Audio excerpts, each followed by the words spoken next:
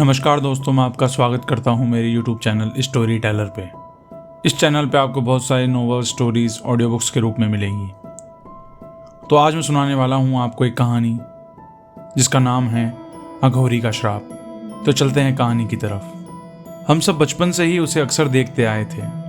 उसे सब बाबा कहते थे। क्यों पता नहीं, शायद उसकी वेशभूषा के कारण। उम्र यहीं कोई 35 से 40 साल के बीच में होगी। वो हमारे कस्बे की नज़दीक ही एक गांव का रहने वाला है।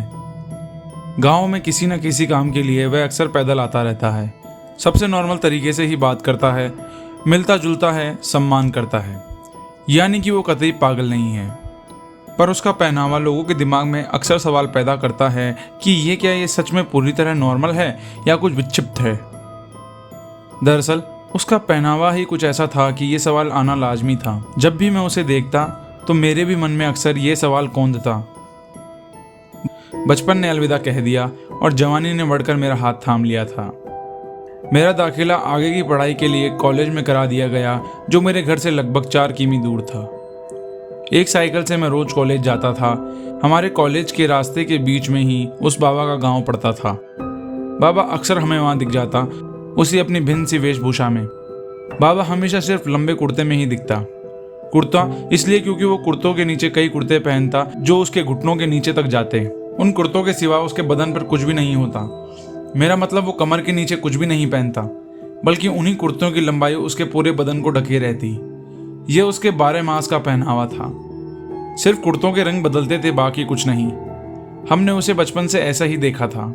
शुरू में तो अजीब लगता था, अब तो सब लोग उसे ऐसा देखने में अभ्यस्त हो गए थे। कभी कभी उससे लोग पूछ भी लेते, अरे बाबा पैजामा भी पहना करो, सिर्फ कुर्ते में अच्छा नहीं लगता। या बाबा तुम नीचे कुछ क्यों नहीं पहनते। पर बाबा या तो सिर्फ मुस्कुरा देता या बात को टाल देता। मेरे मन में भी जिज्ञासा हिलोरे मारने लगी। मैंने भी इस बारे में पता लगाने की कोशिश करना शुरू कर दिया। अफवाहें तो कई थी, पर सच में शायद किसी को नहीं पता था।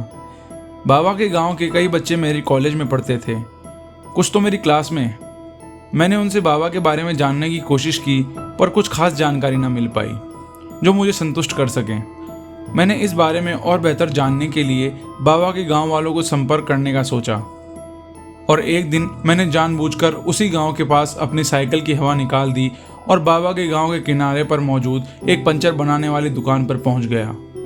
वो थी तो पंचर की दुकान, पर वहां दिन भर जमघट लगा रहता, जिसमें गाँव के बड़े बुजुर्ग भी होते थे। मुझे बाबा के बारे में पता करने के लिए वह जगह मुफीद लगी। अपनी साइकिल बनने को देकर मैंने वहीं बैठे एक बहुत उम्रदराज दिख रहे बुजुर्ग से यूं ही बाबा की बात छेड़ दी। और फिर वही हुआ जो हम सोच भी नहीं पा रहे थे। पर आजकल ऐसा भी होता है, यकीन नहीं हो रहा था। पर उस बुजुर्ग के कहने के अनुसार ये बिल्कुल सच था और उनके सामने की घटना थी वो। और इस घटना को तो गाँव के सब बुजुर्ग जानते हैं, किसी से भी पूछ सकते हो। बुजुर्ग की बात का समर्थन वहाँ बैठे गांव के बाकी लोगों ने किया। उनकी बातें सुनकर हम सन्न थे। समझ नहीं आ रहा था कि क्या ये मुमकिन है, क्या ये हो सकता है।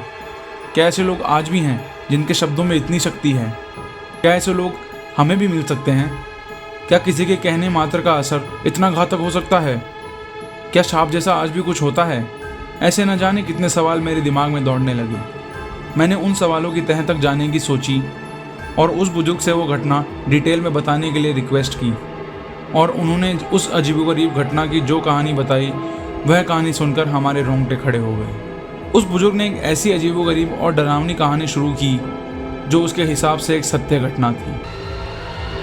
तो दोस्तों, आज की कहानी के लिए इतना ही। अगर आपको कहानी पसंद आई और आप इसके आगे की पार्ट सुनना चाहते हैं तो कमेंट करके बताएं।